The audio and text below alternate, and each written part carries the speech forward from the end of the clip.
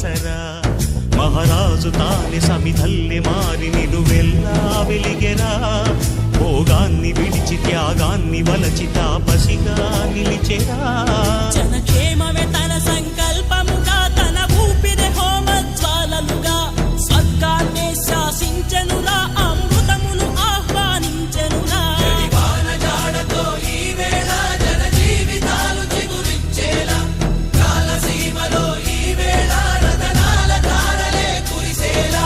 కల్లు కల్లు మని సిరిము వల్లే చినుకే చేరగా